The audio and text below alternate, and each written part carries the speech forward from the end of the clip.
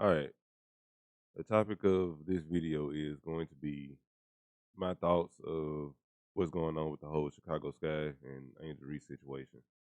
Um, I really want to take it back into last year, but for the sake of the length of the video, I'm gonna try to keep it on topic and keep it current with this year. But I do have to provide some context going back to last year. Um, Teaspoon was fired after a 13-24 record last year, missing the playoffs by one game, I believe. Um, and Chicago didn't finish with the worst record in the league last year. So that's already one reason why I'm thinking the front office is not they're not serious. Um, because she didn't have the worst record last year. Now you look at this year, they got the worst record in the league. Um, now I don't think Teaspoon should have got fired, but they fired her. I'm thinking they retool, maybe add another coach here or there, and I know they need more roster construction. You got I'm thinking they got Kennedy Carter, they got Camila Cardoso, they got Angel Reese. I'm thinking you got good three, you got a three good pieces to work with, and you just fill in. I'm thinking they go get another shooter, you add a person that's very very defensive minded, and you got a good core three, or you grab somebody in the draft. You grab somebody in the draft that can fill in one or two of them spots for you. So I'm thinking, all right, they should make the playoffs next year. Um, okay, let's fast forward to this year. They fire Teaspoon. They get a new coach, Tyler Marsh. They get him. He is an assistant. He was an assistant coach on the Aces, assistant developmental coach. I'm assuming they get him from the Aces, and they credit him with all the development of Jackie Young. Um, okay, so I'm still like weary about, like, I don't know who this is, and he has no head coach experience. So, but they got a new coach, so I'm thinking he's gonna bring some kind of philosophy to the team. Hopefully some developmental work, maybe for uh Angel Reese and Camila Cardoso. So I'm trying to remain optimistic in that regard. So he gets here, then the draft comes along. They turn around and trade the third overall pick, which ends up being Sonya Citron. Um, they trade her to get Ariel Atkins from Washington. Okay, I know a little bit about Ariel Atkins. She's a champion and a USA Olympic medalist. All right, cool. Do I think she fixes everything that's wrong with the team currently? I mean, maybe she could provide a little defensive energy, but I always known her to play off of Brittany Sykes in Washington. So maybe she can play off Kennedy in that regard. Now, turn around, Kennedy's like not on the roster. Like, she's on the roster, but she's like just not a part of the team. So okay, so that's another glaring hole. Now they turn around and I think they end up signing Vandersloot in February. So I'm assuming they picked up Vandersloot in free agency when they started adding all these other guards on the team.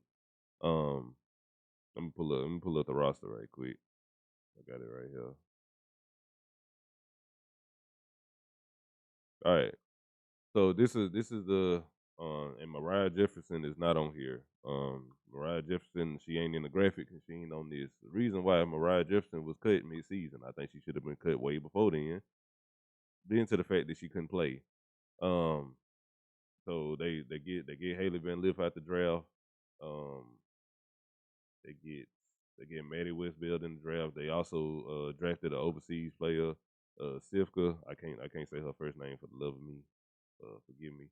But we just gonna go with Sivka.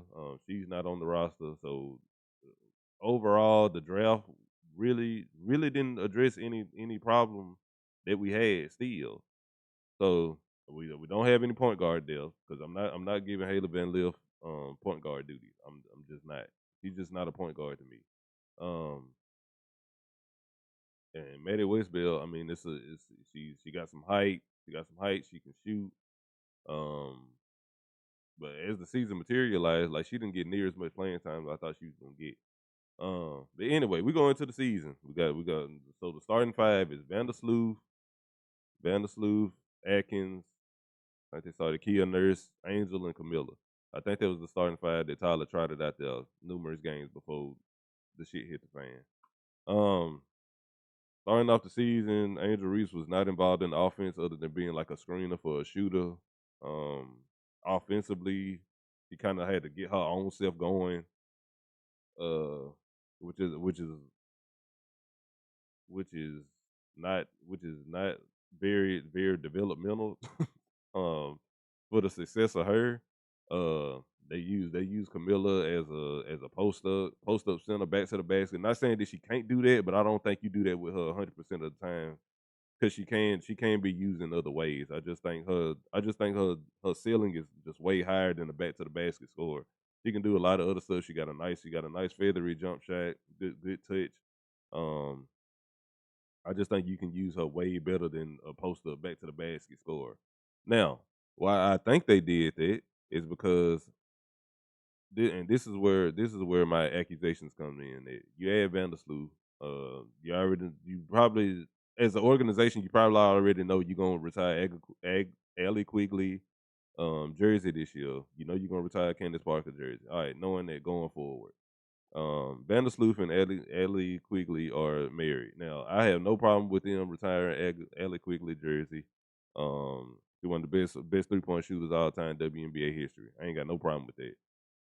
What I think they trying to push is they trying to give Vandersloot a farewell tour, so she can get her stats and because Chicago drafted Vandersloot, so she already got history with the team. What I think they trying to do is trying to build up a resume for her to get her jersey retired as well, which is not the direction that I'm trying to see the team go in. And when you come out as a GM and say we trying to win now, play win now basketball, this is not a win now roster. It's just not. Um, Being to the fact that you have no point guard depth and you depending on Vandersloot to make it through the season. Rachel Banham is not a point guard. Turns out she played point guard a majority of the season because Vandersloot got hurt in game 7. So and Jeff did nothing. He did nothing to help his team while Vandersloot was out. So that leads and that's another knock on my assumption, which they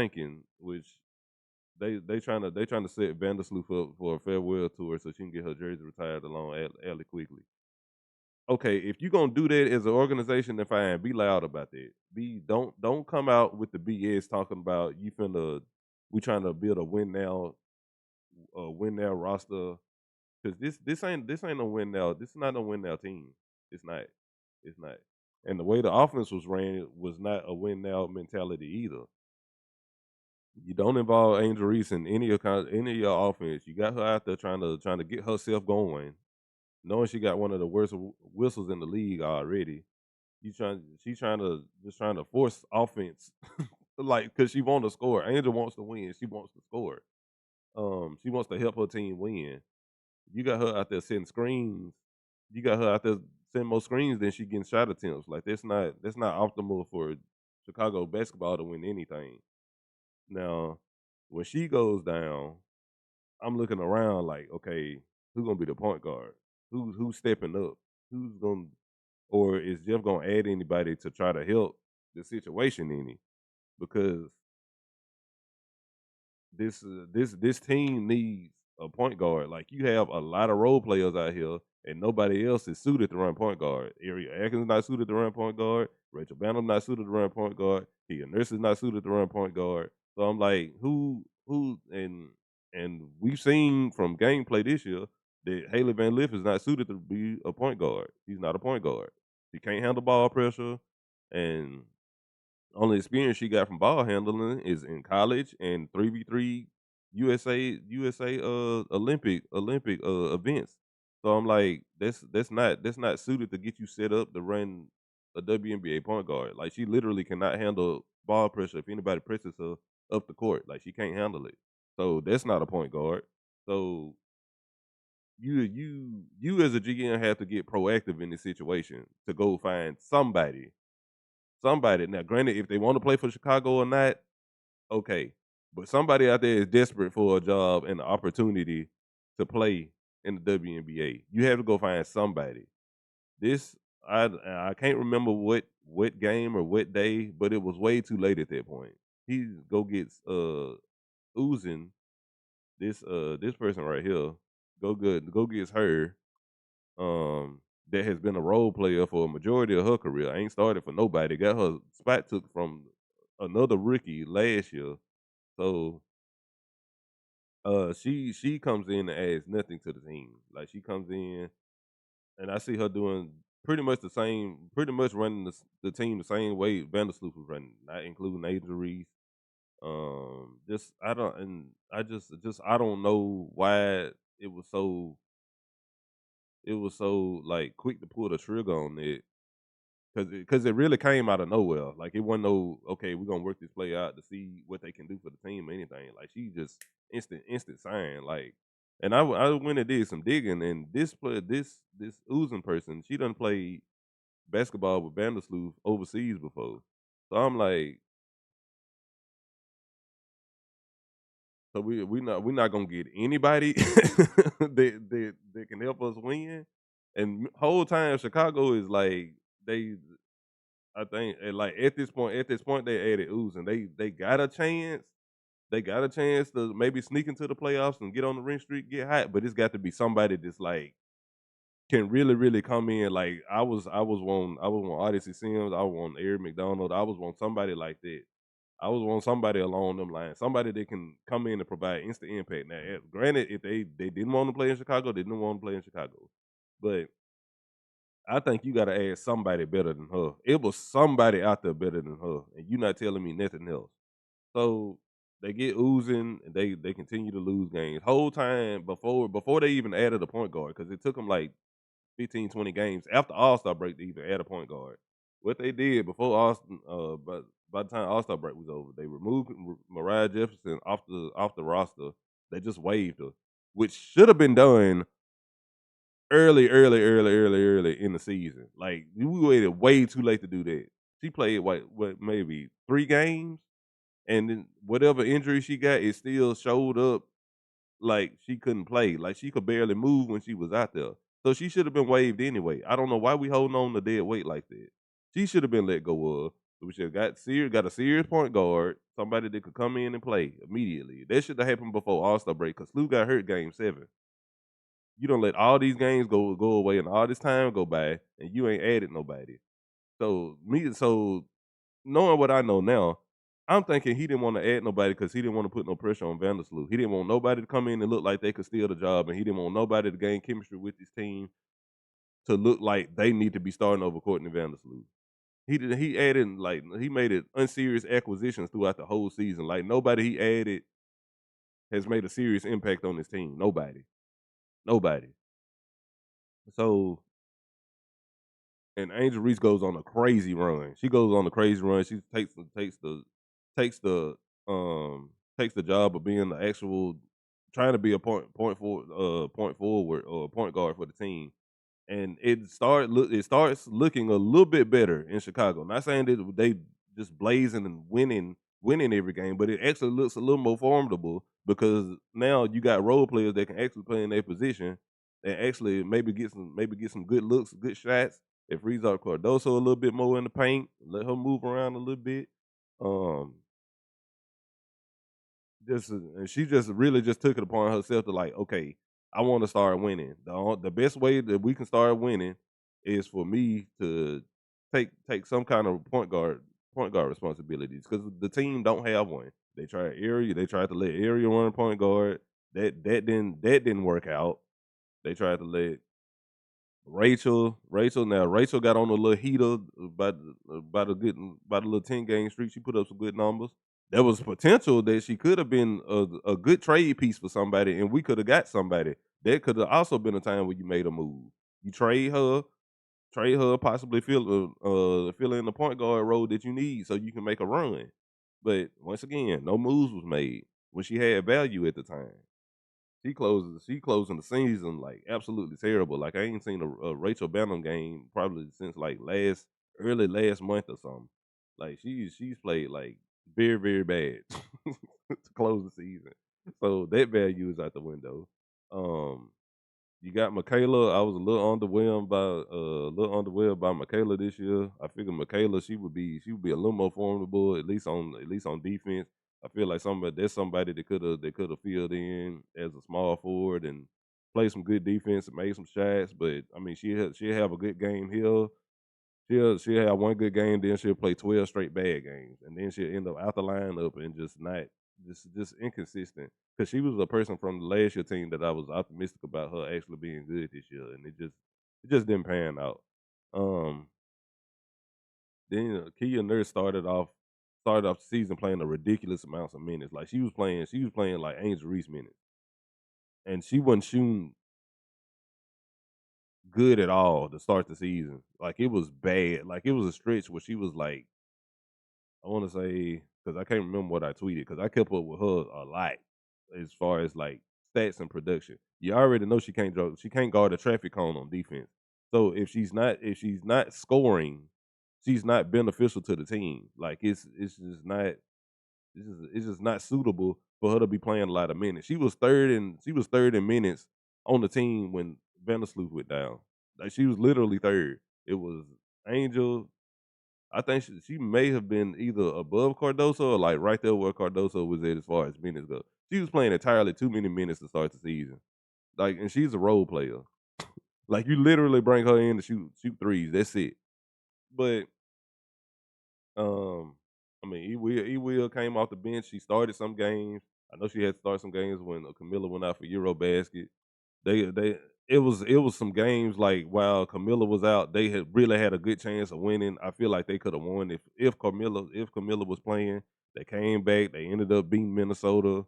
Um, they definitely could have beaten their first game they played when I think they lost by like 2 points when Angel Reese was playing alone. Angel Reese had a crazy game versus Minnesota first game. Um, I think they could have won that game if they had Camilla. It's games where they could have been it could have it could have went the other way. Like Chicago could have had a win. I feel like they should have at least at worst scenario they should have had at least 15 to 18 wins this season at worst with the injuries. They had Camilla go out. And then she came back. They won a few more games. But this team is at 10 wins out of 44 games. They played the last game today. But this is just not it's not and to get on Angel Reese because I kind of got off topic. I just wanted to provide some context of why I'm finna say what I'm finna say. Angel Reese is completely right on what she said in that interview. Now, granted, was the answers to her interview supposed to go out when they went out? Don't know. I maybe in a growing league like the WNBA. I feel like journalists they trying to up their name too. So I don't know. I don't know. Maybe bad timing for the article when it came out because the season went over. They had like maybe 2 3 games, but let's be honest. The season was over for the Chicago Sky probably 2 months ago. Like it was over, and Angel did all the PR to save face to be promotional of the team. She tried to do the chemistry bonding. She brought them Beats pills. I think she hooked them up with some shoes too, if I'm not wrong. Um, that I know she did the Beats pills because there's actually video footage of that. So it ain't like she ain't tried to share like her endorsements or some kind of just showing form of chemistry bonding with the team. She done did that. She done tried it, and it's not equal to wins. It's not panned out. You got people like Angel McCoughtry, who I respect a lot as a basketball player because I watched her play at Louisville. I love seeing her play. You got her coming out saying that Angel Reese should give her players 10K or ask her endorsements for 100K so she can give her teammates 10K to show that she cares. Um, with all due respect, I wish you would have never said that. I wish you would have never had a mic in front of her mouth. Because if that's gonna come out your mouth, it comes out as bitter. envious, jealous of what Angel Reese has built up for herself because she's talking about her digging into money that ain't got nothing to do with the WNBA. She's talking about her digging into her endorsement money, NIL, because that's where Angel Reese got all the money from. A a bulk of her money from because her rookie contract ain't paying her nothing. she she ain't even got enough to give everybody 10K with her rookie contract. So I don't know where she's getting it with it. But yeah, I wish Angel McCutcheon would have never said that, and I feel like Candace Parker was licking her chops at the time to attack to attack her for just anything. But anyway, I don't even want to get into the Candace Parker situation because I'm ready for her to put the microphone down too. So I wish she just would have stayed on TNT talking about NBA basketball because she's done a disservice to the WNBA. Um, at at what she's doing right now. Shout out to her for getting her jersey retired in multiple teams, but I really don't care for her. I really don't care for her think pieces when it pertains to the WNBA because it's not being speak out of truth. It's being spoke out of monetization opportunity, and I'm not trying to hear that. But anyway, um, but yeah, Angel Reese. All I at the long story short, I feel like she just really wanted the front office to take a good look at themselves and see are they really putting what they need to put out here to be a successful basketball team. Because when you make acquisitions like you get all these old vets, you don't provide any point guard depth for if something happens, which can happen. It's basketball. We've seen it in multiple sports, multiple times. Somebody goes down. You have to have somebody ready to go. When you got an aging point guard like Courtney Vandersloot, you need to have a solidified backup point guard that can come in and save the team if they need saving. Did Jeff do that at any point in time this season? Mind you, he has a rookie coach that's not that doesn't have the biggest voice. He doesn't have the biggest personality. And I don't want to go in on Tyler too much because that's like a separate video for a different day, and it'll make this video way too long. Now, but I will say grading Tyler's first year of coaching, I'll give him a C minus. I'll give him a C minus.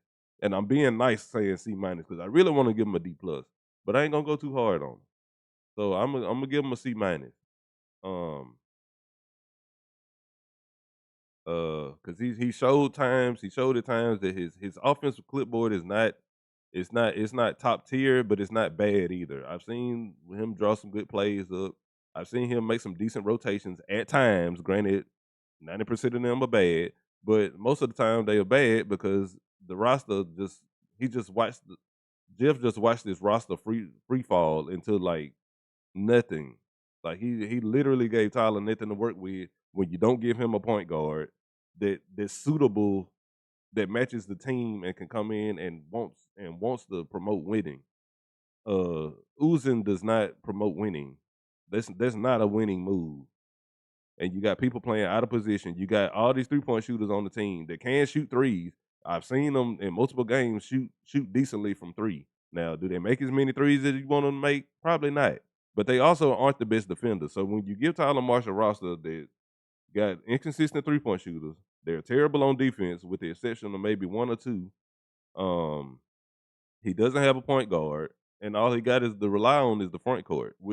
And that's not that hard for other teams to stop. It's really not. When all you have to think about is Angel Reese and Camila Cardoso. All you got to stop is them two.